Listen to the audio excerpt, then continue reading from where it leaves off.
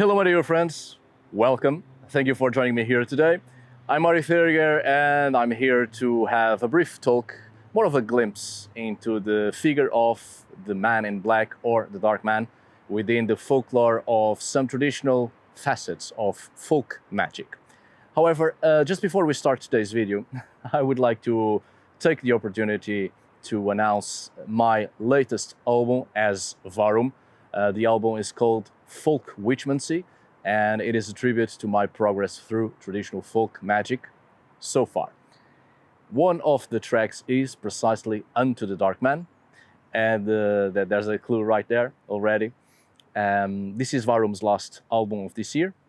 It came out on the 1st of December 2024. The album is an extension of my works on the guitar, giving you both the somber and melancholic guitar melodies, as well as something a little bit heavier, somewhere in between doom metal and atmospheric black metal. So I do hope you enjoy it. The album is out at every streaming music platform, including at Spotify, iTunes, YouTube Music, Apple Music, Amazon Music, Deezer, and so on and so forth. And as always, you can buy the digital copy of this work and previous albums as well at Bandcamp. And I also take the opportunity to tell you that the entirety of Varum's discography is 50% off at Bandcamp until the end of this year. I do hope you enjoy this latest work. Let me know your thoughts on it. And if you have any questions regarding this new album, please let me know either at the comments below or at any of Varum's platforms, such as Varum's YouTube channel and Instagram. Thank you for listening to Varum. Thank you for your kindness and support. And now, my dear friends, let's start today's video, if you please. So, here we are. Let's briefly talk about the figure of the Dark Man within some Witchcraft's folklore. As some of you know, 3 years ago, I've made a video concerning my first contact with Witchcraft. I've shared with you quite the foggy memory from my childhood.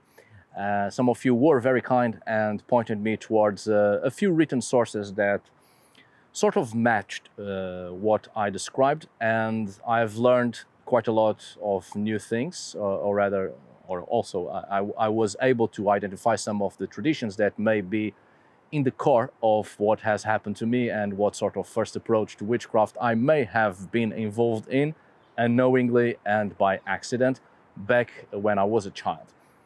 Now, one of the main elements is the appearance of a dark figure, which in my own experience, according to the very hazy memories I have from that account, is indeed a dark figure, which wasn't totally human, but some sort of hybrid figure, an anthropomorphic entity, all in black, or at least quite dark in its appearance.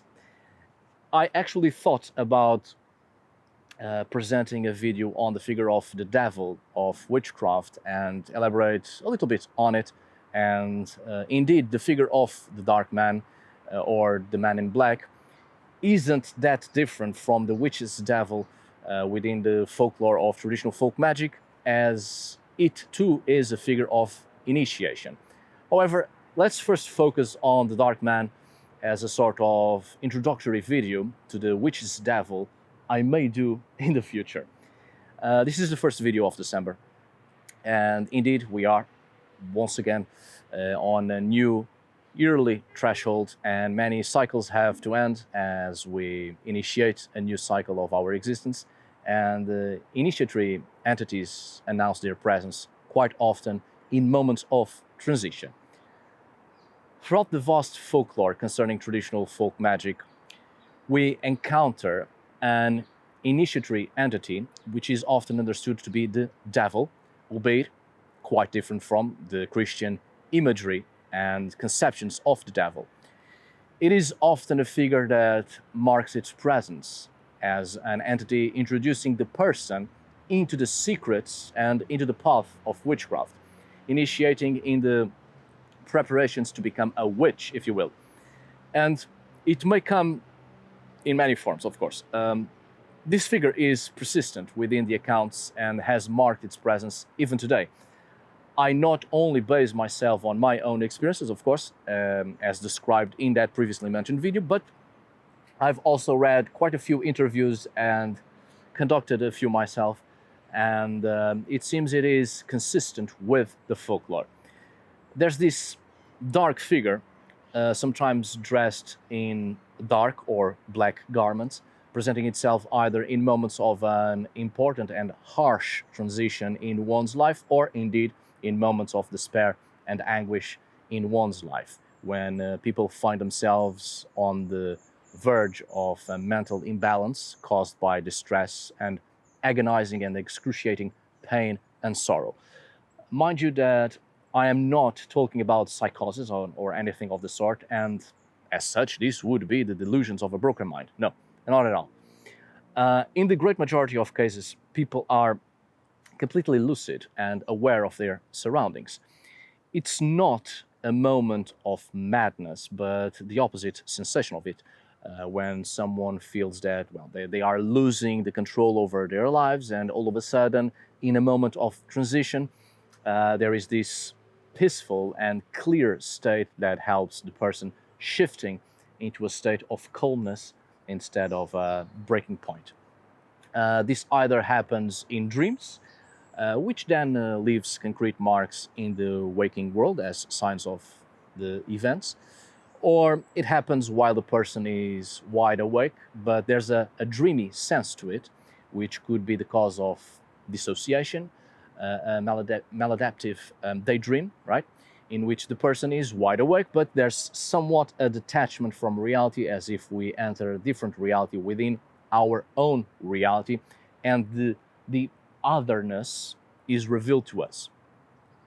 As I've often said here in other videos, it matters little asking ourselves if such events are real or not, or what may be the cause.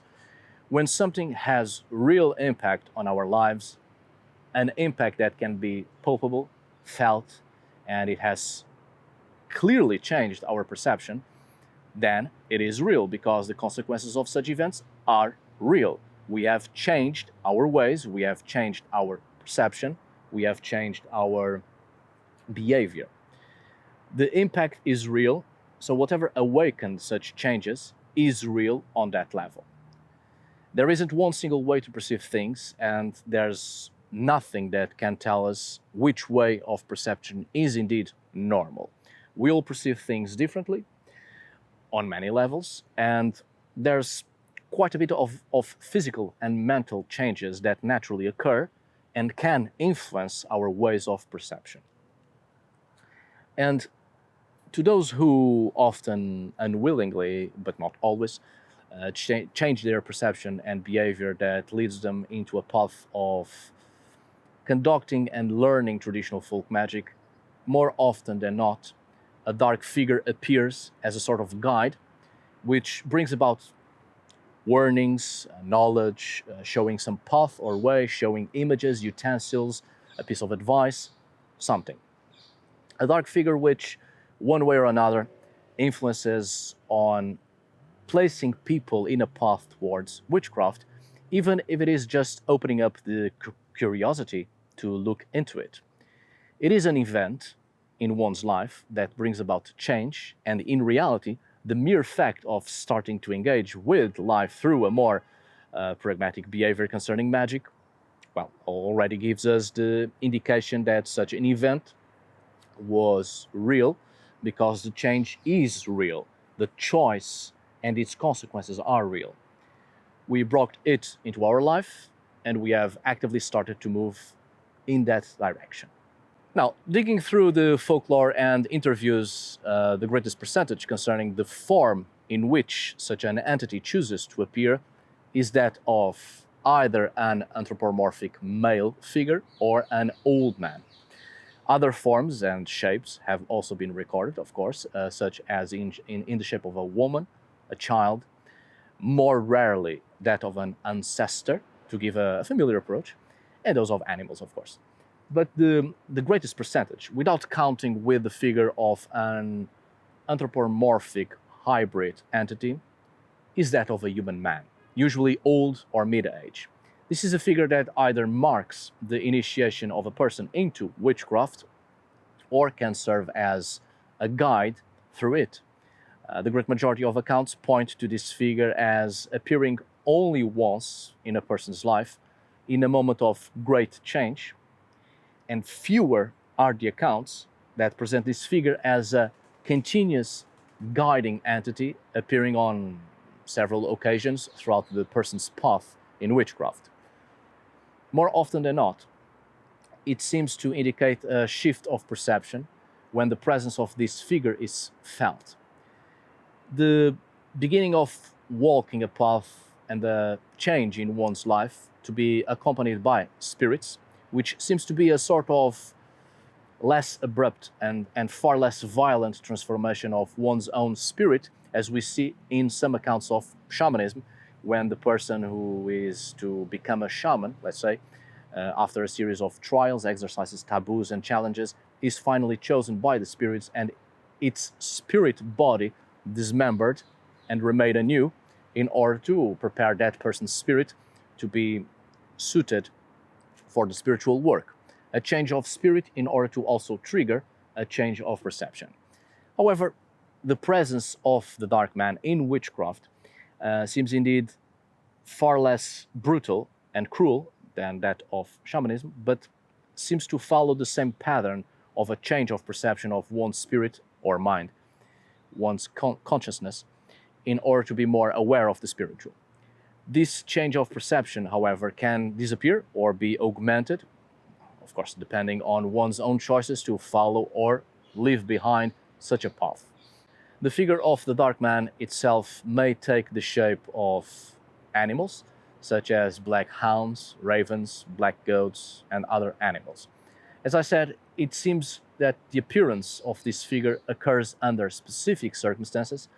Most cases appears to be spontaneously, without any seemingly clue or any choice made. But there are quite a few cases in which this figure appears after a series of tasks and the repetition of some behaviors and works within witchcraft, which means this figure does not only appear to those that have not yet engaged with the spiritual and with witchcraft, but can indeed also appear to the witch through its works and repetitive efforts. It can appear when we are alone, away from any disturbances of the human world, deep within the wilderness, when we are in a contemplative state and perception changes into a dreamlike state, yet we are wide awake. It can appear in moments of great despair, agony, anxiety, grief, strong emotions that abruptly root us out of our mundane, normative behaviors. A sudden change in our emotional states that completely throw us off balance, which are normally life-changing moments in themselves. And in such moments, this figure can come to the aid of the person troubled with overwhelming emotions and hardships of life. Fewer are the cases in which this figure appears as a manifestation of the intention of the witch through rituals and magical performances, as in intentionally summoning the presence of this figure as a manifestation of a deep desire. However, it does make sense, that last part.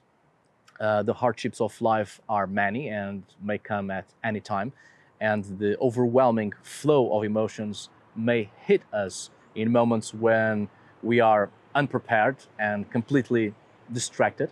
As such, often at many moments of life, we may need the aid of a guiding figure to help us pass through our moments of great cyclical change and hardship. When in need of its aid, seek it out, deep in the wilderness, away from the interference of the human world and of human persons. Thank you so much for watching and for listening. Thank you for today. Until we meet again, my dear friends.